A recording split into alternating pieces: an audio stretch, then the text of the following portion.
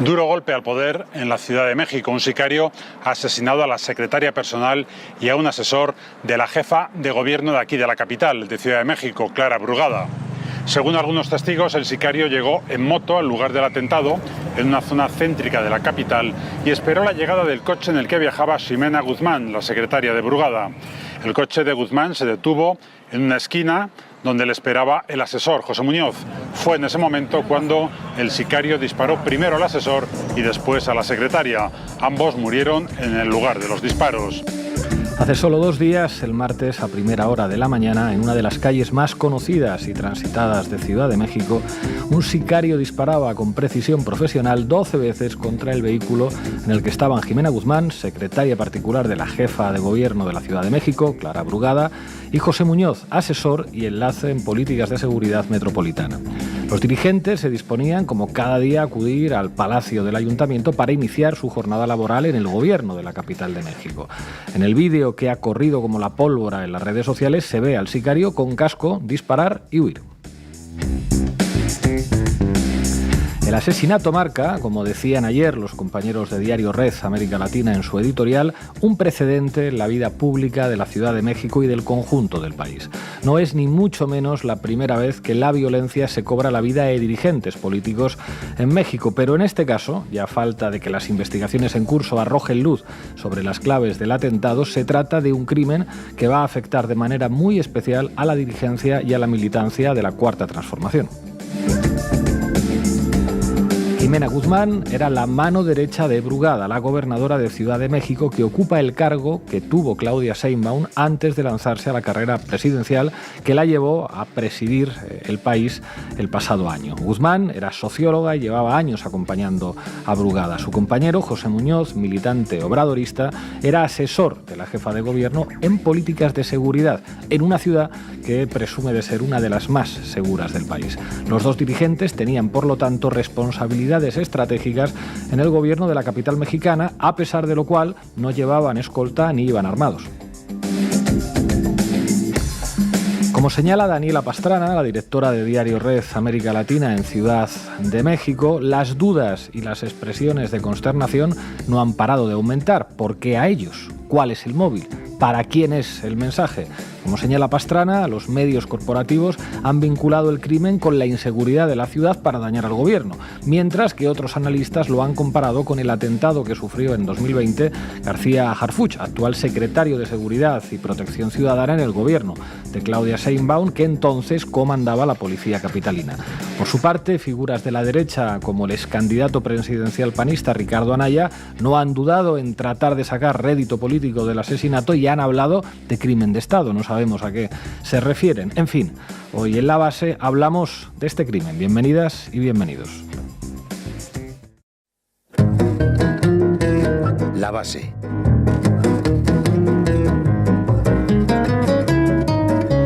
Hoy en La Base vamos a hablar de este asesinato en México. Ina Finogénova, ¿qué nos traes? Bueno, vamos a reconstruir un poco los acontecimientos de aquel día, vamos a hablar de las tesis que maneja la investigación y de alguna instrumentalización política que hacen algunos de esta tragedia. ¿Qué dice la prensa en México, Levin? Instrumentalización política, decía Ina. Nosotros vamos a ver algunos ejemplos de eso también. En la prensa mexicana hay medios que hoy, pues son relativamente cautos, sensatos, informan sobre los hechos, evitan apresurarse a poner sobre la mesa conjeturas, pero hay otros ejemplos, tanto de una búsqueda de un beneficio comercial y de un periodismo carroñero que sucede y se ve a menudo en México y en muchos otros lugares respecto a este tipo de cosas, y hay también, como decía Ina, intentos de manosear políticamente lo sucedido. Vamos a ver algunos de ellos. Al tiempo que estamos grabando este programa, amanece en Ciudad de México, es muy temprano. Allí estamos intentando contactar con nuestro equipo de redacción. Allí esperamos que alguien nos pueda atender para contarnos la última hora y cómo está la situación. Allí arrancamos, Xavi. ¿A qué me invitan? El análisis internacional de Ina Finogénova. Ximena Guzmán Cuevas conducía su auto en el intenso tráfico de la calzada de Tlalpan, una suerte de semiautopista que conecta el centro de la Ciudad de México con el sur. Se detuvo en la intersección con Avenida Napoleón para esperar la llegada de su compañero de trabajo, José Muñoz Vega. Mientras la escena transcurre, un hombre se ubica delante del auto con su casco de motociclista colocado en su cabeza y simula que pretende cruzar la calzada. Cuando Muñoz Vega se acerca al vehículo para abrir la puerta del acompañante, este hombre abre fuego contra él. Luego dispara al parabrisas delantero del auto. La conductora intenta acelerar, pero apenas logra hacerlo antes de ser alcanzada por las balas. El vehículo, un Audi Q2, se desplaza unos pocos metros lentamente antes de detenerse contra un poste. El asesino huye rápidamente y desaparece de la escena. Horas más tarde será encontrada la moto en la que presuntamente huyó y luego abandonó y una camioneta a la que se habría subido a continuación. Al día siguiente sería hallado otro vehículo que habría sido usado luego de abandonar la camioneta. En la escena del crimen fueron encontrados 8 casquillos pertenecientes a una pistola de 9 milímetros que no presenta antecedentes de haber sido usada en crímenes anteriores. José Muñoz Vega recibió 8 impactos de bala, mientras que Jimena Guzmán Cuevas recibió 4 impactos. Cuando esto ocurría, el reloj ya marcaba las 7 de la mañana pasadas y en el Palacio Nacional la presidenta Claudia Sheinbaum había dado comienzo a la mañanera de esa jornada. Guzmán Cuevas era la secretaria particular de la alcaldesa de la Ciudad de México, Clara Brugada. Por su parte, Muñoz Vega era el asesor más cercano a la alcaldesa. Omar García Harfuch, secretario de Seguridad y Protección Ciudadana, que hace 5 años sufrió un atentado muy similar a plena luz del día, se encontraba en el estrado donde se realizan las mañaneras a pocos metros de Sheinbaum. Fue el primero en recibir el parte policial. Minutos después, lo podemos ver en este vídeo, la presidenta tomaba la palabra para anunciar que se había perpetrado este asesinato. Escuchémosla. Gracias, secretario. Aprovechando. Perdón. Quisiera dar una información muy relevante. Por eso estábamos comunicándonos con el secretario. Teníamos información, pero fue ya confirmada. La jefa de gobierno, Clara Brugada, acaba de emitir una tarjeta informativa. El gobierno de la Ciudad de México informa que lamentablemente perdieron la vida durante una agresión directa la secretaria particular de la jefa de gobierno, Jimena Guzmán, y José Muñoz, asesor de la jefa de gobierno, en la calzada de Tlalpan y la calle Napoleón, en la colonia moderna de la alcaldía Benito Juárez. No habrá impunidad, los responsables serán detenidos y deberán enfrentar la justicia. Desde el gobierno de la Ciudad de México enviamos condolencias a sus familiares. Desde el gobierno de México enviamos condolencias a sus familiares, todo el apoyo que requiera la jefa de gobierno. Vamos a llegar al fondo de esta situación y que haya justicia. Jimena Guzmán era socióloga y había acompañado a Brugada desde el gobierno de la alcaldía de Iztapalapa. Llevaba su agenda, conocía cada uno de sus movimientos. Cuentan nuestros compañeros de Diario Red América Latina que tanto Jimena Guzmán como José Muñoz eran piezas claves para el funcionamiento del equipo encargado de gestionar la capital. A las 11:40 de la mañana, Clara Brugada encabezó una conferencia de prensa en el Palacio del Ayuntamiento y recordó así a sus compañeros. Muy triste por la pérdida de Jimena, de Pepe, con quienes por muchos años compartimos anhelos y luchas por transformar primero Iztapalapa y ahora la Ciudad de México. Jimena, una mujer maravillosa, incansable, buena, muy buena. Y a Pepe lo conozco casi de niño. Es una de las personas más inteligentes que he conocido y sumamente responsable. En el gabinete de la ciudad nos encontramos profundamente consternados y de luto por perder a 2 compañeros entrañables. ¿Quiénes fueron los autores materiales? ¿Quiénes son los autores intelectuales. ¿Cuál es el mensaje que pretendían transmitir? La fiscal que investiga el caso, Berta Alcalde, señaló que fue un crimen planificado, pero agregó que aún no cuenta con una hipótesis firme y se considerarán todas las líneas de investigación. No es la primera vez, como ya habías mencionado, que los mexicanos son testigos de atentados contra figuras públicas provenientes de la política. Sin embargo, no es habitual que eso ocurra en la Ciudad de México, como es el caso. Para que nos hagamos una idea, muchos militantes recordaron estos días otro crimen que también sacudió los círculos de la izquierda en México de hace 37 años. En julio de 1988 fueron asesinados en la Ciudad de México el abogado Javier Obando y su secretario Román Gil. Fue en medio de la campaña presidencial de Cuauhtémoc Cárdenas contra Carlos Salinas de Gortari. Obando y Gil eran los responsables de la red de defensa del voto que ofrecería un blindaje contra un eventual fraude electoral, y su asesinato fue un duro golpe para el movimiento cardenista. Ahora este crimen, por el perfil de las víctimas, que no eran, como dicen nuestros compañeros de Diario Red, figuras públicas, ni estaban relacionadas con la ejecución de las políticas públicas, por las circunstancias también en las que se produce, algo sin motivos aparentes, pues parece tener la misma intención, sembrar el terror en el seno del gobierno de la Ciudad de México. El crimen contra Jimena Guzmán y José Muñoz se da en el contexto de una estrategia de seguridad que lleva a cabo el gobierno nacional y también el de la Ciudad de México en contra de las organizaciones delictivas más poderosas del país dedicadas al tráfico de drogas. Se trata de un golpe muy duro contra todos. Y es por ese motivo que nuestros compañeros de Diario Red de América Latina señalan que en el Ayuntamiento de la Ciudad de México creen que se trata de un mensaje para la alcaldesa Clara Brugada, para la 4T y para el conjunto de la izquierda mexicana. Ahora, ¿quién manda ese mensaje? Bueno, la organización que aparece primera en la lista de sospechosos es el Cártel Jalisco Nueva Generación, actualmente considerado como el más poderoso de estos entramados criminales. Esta misma organización atentó contra el actual secretario de Seguridad, Omar García Harfuch, en el sexenio anterior, como decíamos. El cártel está dirigido por su fundador, Nemesio Ceguera Cervantes, alias El Mencho.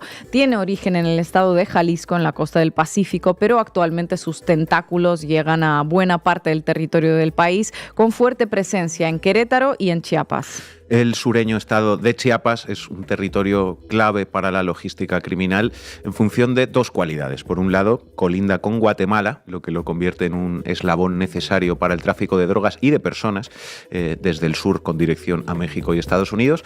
Y además, su terreno selvático es ideal para la radicación y el ocultamiento de los laboratorios para la fabricación de droga. La otra organización de mayor importancia en la actualidad es el llamado Cártel del Golfo, que tiene origen en el estado de Tamaulipas, en la costa del Atlántico. La geografía criminal de México incluye otros cárteles de relevancia como el de Sinaloa, que encabezaba el Chapo Guzmán hasta su detención, el de Noroeste, con centro de gravedad en la ciudad de Nuevo Laredo, fronteriza con Texas, o también la nueva familia michoacana, fuerte en el estado de Guerrero. Luego, debajo de estos grupos hay una infinidad de cárteles de menor relevancia que van subiendo y bajando en el ranking criminal, que se dividen y se subdividen, que establecen alianzas que en algunas ocasiones perduran y en otras terminan a los tiros. En esa larga lista podemos mencionar a los Zetas, ya desaparecidos, a los Caballeros Templarios o al Cártel de Tijuana. Pero tampoco termina ahí la cuestión. Aún más abajo de los cárteles con alcance nacional, aquellos que se ganan los titulares de los medios de comunicación internacionales, pululan una infinidad de cárteles menores de alcance local. Solo en la Ciudad de México la policía cuenta con un listado de 50 organizaciones donde aparecen nombres tan llamativos como los Hortelanos, los Bonitos, los Relojeros o los Tanzanios. Estos grupos locales suelen establecer alianzas con cárteles nacionales para apoyar su expansión y combatir a un vecino, o pueden terminar siendo absorbidos por organizaciones más grandes. En este universo que podríamos llamar como la segunda división de los cárteles, aparecen los nombres de dos organizaciones enfrentadas que hay motivos para pensar que podrían tener relación con este atentado. Por un lado, la Unión Tepito, asociada al debilitado cártel de Sinaloa, y por el otro, los Anti-Unión, aliados a Jalisco Nueva Generación. Cuando hablamos de cárteles pensamos en tráfico de drogas, pero las actividades de estas organizaciones no se reducen a ese asunto. Junto al tráfico de drogas tenemos siempre la cuestión del lavado de dinero que se genera en la actividad.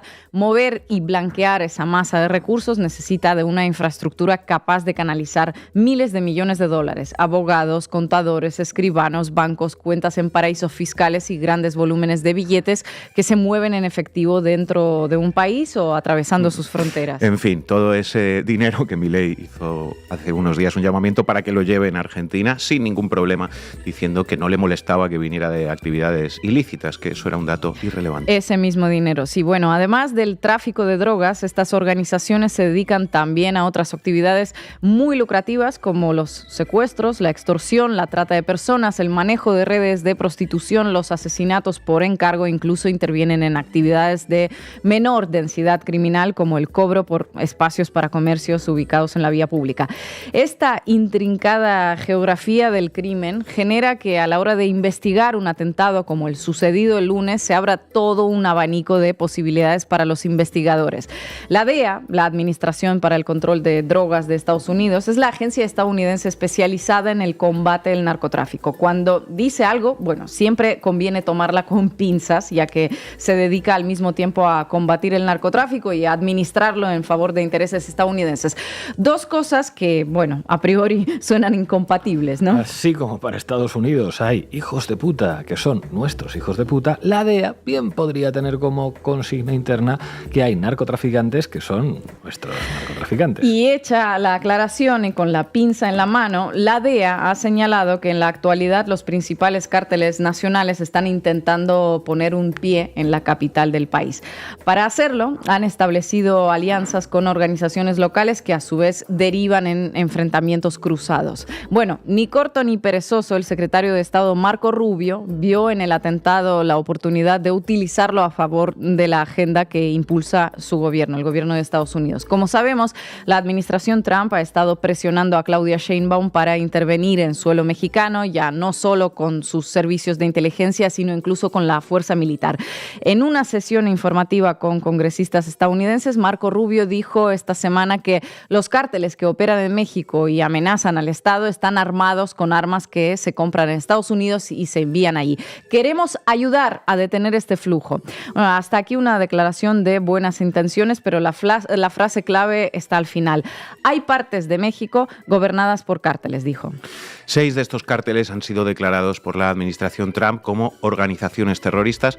Se encuentran dentro del mismo listado junto a otros buenos muchachos como pueden ser los de Al-Qaeda, el Frente al-Nusra o el ISIS. Ahora Marco Rubio nos dice que hay partes de México que son gobernadas por estas organizaciones terroristas. ¿Somos los únicos desconfiados o esto suena a ir preparando el terreno para una excusa para intervenir? Bueno, desde el gobierno de la Ciudad de México se prometió que habrá cero impunidad en este caso. La investigación está en curso. El crimen de este calibre propicia el terreno no solo para que se ponga en cuestión la estrategia de seguridad adoptada por las autoridades, sino también para que la Casa Blanca, ahora por la boca de nuestro amigo Marco Rubio, lo utilice para justificar sus pretensiones de llevar a cabo operaciones militares en suelo mexicano. Seguiremos pendientes de la investigación y desde aquí les mandamos nuestras condolencias y toda nuestra fuerza a los familiares y compañeros de Jimena Guzmán y José Muñoz. Gracias, compañera.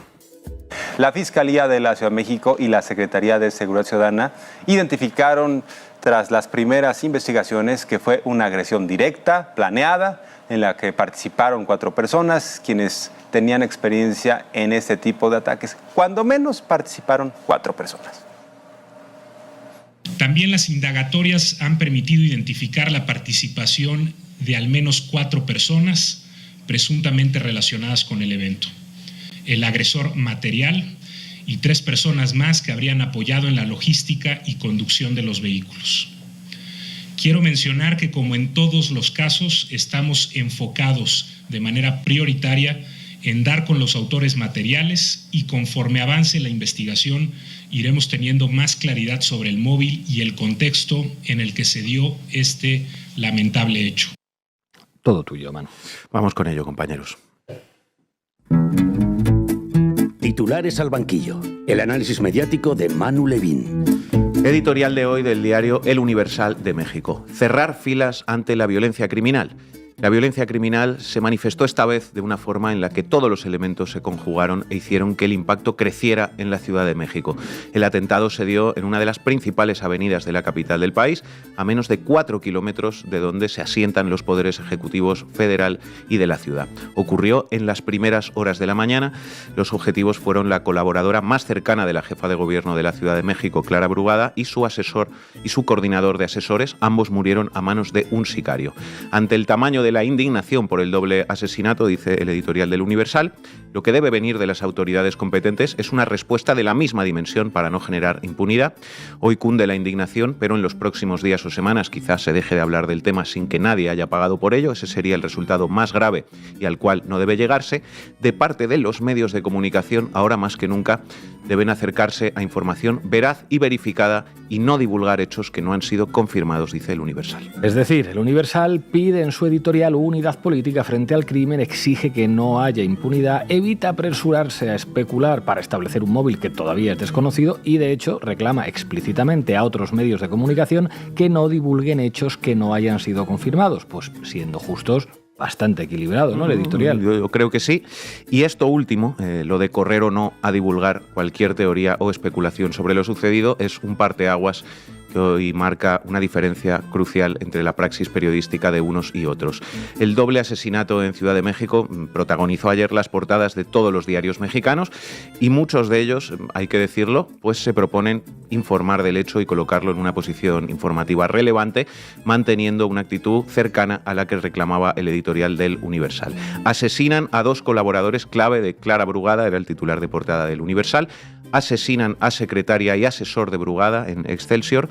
Con doble ejecución desafía el crimen al gobierno capitalino. Eligió Milenio, que venía en su portada también con una fotografía de las que hacen época. La clavó el fotógrafo Ariel Ojeda. La jornada fue una ejecución. Información sobre el hecho, imágenes del momento y cobertura de las declaraciones oficiales en la portada de este diario. Asesinan a 2 de los más cercanos funcionarios de la jefa de gobierno, es la portada de La Razón de México. Golpe inédito, dice Reporte Índigo. Atentado en Ciudad de México, titula El Heraldo, y bueno, expresiones similares que en principio se mueven todas ellas en un marco de información sobre lo sucedido, de ofrecer a los lectores los elementos que a día de hoy se conocen y no los que no se conocen, dando forma a todo ello a una cobertura, digamos, sensata, correcta de los hechos desde un punto de vista periodístico. Veremos cómo va evolucionando el discurso de muchos de estos diarios a partir de esta actitud inicial, pero os cuento que también hay prestigiosos medios y periodistas que ya entraron con un pie diferente en este asunto y que además tienen la capacidad de arrastrar a esa dinámica al resto de la profesión. Portada de Reforma, uno de los diarios que más confronta con Morena y con la Cuarta Transformación, habitualmente con filtraciones y ese tipo de cosas. Apunta móvil a venganza. Llega ataque tras operativos y capturas de líderes del narco y grupos de extorsión. Tras una serie de detenciones ocurridas en las últimas semanas de cabecillas de distintos cárteles, ayer fue perpetrada una doble ejecución de estrechos colaboradores de la jefa de gobierno, Clara Brugada, en un grave ataque que podría consumar una venganza contra la administración de la 4T en la Ciudad de México. Y en la columna de la derecha, Jornada muestra los rostros de una serie de criminales recientemente capturados por las autoridades. El móvil apunta a venganza. El ataque podría consumar una venganza.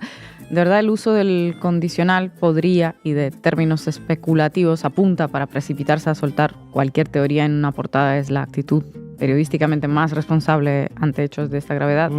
Es una pregunta que, creo yo, harían bien en hacerse los jefes del diario Reforma, porque puede que la cosa vaya por ahí, efectivamente, pero tirarse a la piscina y salir con esto en una portada sin citar ninguna fuente ni apoyarse en ningún dato ni absolutamente nada, pues no sé yo si es muy serio. Entendemos que Reforma venderá muchos ejemplares de este número y recibirá muchas visitas a su web, pero igual está un poco feo querer jugar por motivos comerciales a ser los primeros en saber y en explicar por qué pasó lo que pasó sin tener ni idea, porque eso no contribuye a la información, sino a todo lo contrario. Bueno, esto de Reforma que comenta Manu Levín no es algo anecdótico. Hay que entenderlo en el marco de una cultura mediática que existe en muchos países, pero que en México alcanza cotas máximas. Esa que busca el morbo alrededor de la inseguridad, que se regodea con obscenidad en sus elementos más escabrosos y macabros, que se apresura a proponer conjeturas de todo tipo.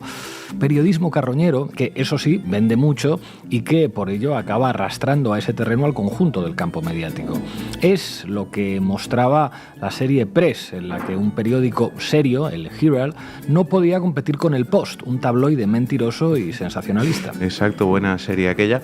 Pero, para ejemplo, de esta praxis y de cómo arrastra a otros, el C4 Jiménez. El C4 Jiménez, Carlos Jiménez se llama en realidad, es un periodista con 1,5 millones de seguidores en X y presenta el programa más visto del Canal 6 de Milenio. C4 en alerta se llama. Lo he estado mirando y es una especie de mezcla entre Iker Jiménez y Manuel Marlaska.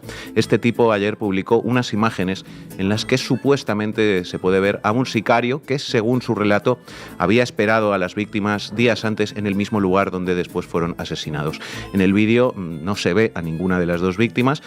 Tampoco certifica el vídeo, las imágenes, que la persona que ahí aparece sea la misma que los mató, más allá de la aparente coincidencia en el chaleco amarillo y el casco, con lo cual es todo, de momento, pura especulación, pero el C4 lanzó el material y muchos otros periodistas, que en principio juegan a ser más serios que este tipo, entraron a replicar estas imágenes y a reforzar esa línea especulativa. Ana Francisca Vega, de MBS Noticias: colaboradores de Brugada iban a ser atacados la semana pasada, dice y cita la noticia publicada en Milenio. Héctor de Mauleón, que escribe en Milenio, cita a su vez a Ana Francisca Vega para difundir esto mismo. Azucena Uresti, otra estrella de la televisión mexicana, presentadora de noticias en Milenio y Radio Fórmula, también sumándose a la difusión de las imágenes de C4 Jiménez, también lo llevó a su programa y no fue la única, porque el tipo ha estado básicamente en todas las televisiones vendiendo su exclusiva. Conclusión de todo esto: la línea del morbo y la especulación irresponsable colonizó la conversación periodística sobre estos crímenes en México.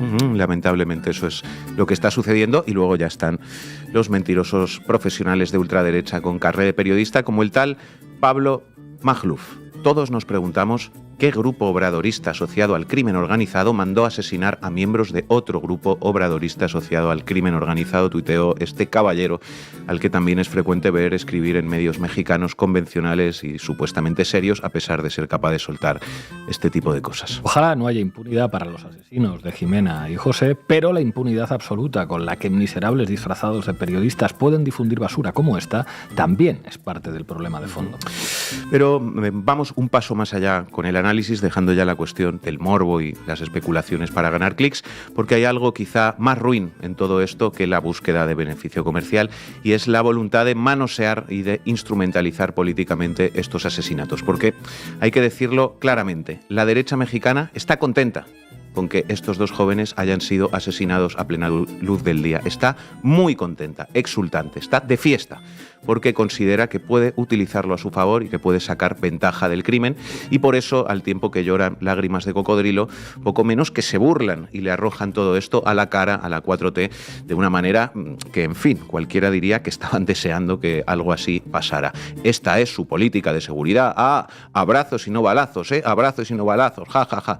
Ese es el nivel. Si uno entra en X, encontrará a las cuentas afines a la derecha mexicana ofreciendo ese espectáculo. Nosotros vamos a escuchar un ejemplo del manoseo político de este caso en la televisión. TV Azteca, una de las más vistas del país, junto con Televisa. Dale al play, Rocío. La violencia que castiga a México todos los días irrumpió en la conferencia mañanera de la presidenta Claudia Sheinbaum, justo en un día en el que hablaban de senderos de paz, que hablaban de éxitos en seguridad o supuestos éxitos en seguridad. Llegó la noticia de la ejecución de 2 altos funcionarios del gobierno de la Ciudad de México.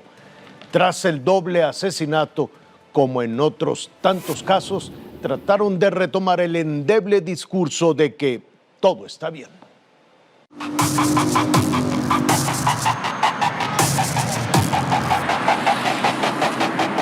Era una mañana como cualquier otra en el México real. El tráfico avanzaba de manera fluida sobre Calzada de Tlalpan. A las 7:30 una camioneta se detiene. Un hombre aparece y camina hacia el vehículo sin percatarse de que frente a la unidad hay otra persona con chamarra blanca y un casco de motociclista. Segundos después, se escuchan 7 detonaciones. 4 impactan en el parabrisas. El presunto responsable huye a bordo de una motocicleta que abandona calles más adelante. Las víctimas son Jimena Guzmán, secretaria particular de la jefa de gobierno Clara Brugada, y José Muñoz, jefe de asesores. Casi a la misma hora en Palacio Nacional, funcionarios del Gabinete de Seguridad ofrecen la acostumbrada retahíla de sus otros datos. Las promesas de justicia todavía revolotean en las 4 paredes del Salón Tesorería cuando se pidió volver a presumir lo logrado en materia de seguridad. Otra vez en el México real, los cuerpos de las víctimas eran retirados y llevados al Instituto de Ciencias Forenses, mientras que el vehículo fue trasladado a instalaciones de la Fiscalía para las pruebas periciales. Mientras en el México de las mañaneras se habla de pérdidas de vida, en el México real se llaman asesinatos. Con información de Daniel Sangiado y Salvador Maceda, Fuerza Informativa Azteca.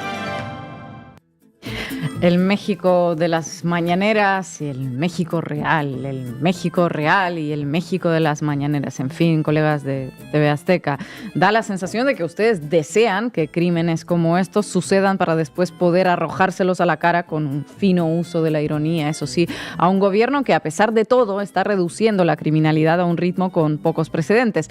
Pero bueno, estaría bien que disimularan, ¿no? Un poquito claro. Más. Escuchando la animadversión contra la 4T, que supura cada palabra que se pronuncia en los noticieros, por llamarlos de alguna forma, de medios como TV Azteca, se entiende bien porque el gobierno mexicano decidió poner en marcha las mañaneras. Claro, escuchando este tipo de cosas se entiende bien porque lo que no es muy el México real, como dicen, es el México de TV Azteca, que por cierto hoy es fielmente retratada en esta viñeta del monero Jorge González, un buitre, un carroñero sobre la rama de un árbol como con la cabeza como el logo de TV Azteca. Bueno, y luego ya más allá del México de TV Azteca está el México de Atypical TV, la familia Atypical una vez más dejando pues a todos los demás como simples aprendices del periodismo carroñero y de la mezquindad política. Un vistazo a su canal basta para certificarlo. Revelan foto de sicario atrapado. Fue un acto de terrorismo.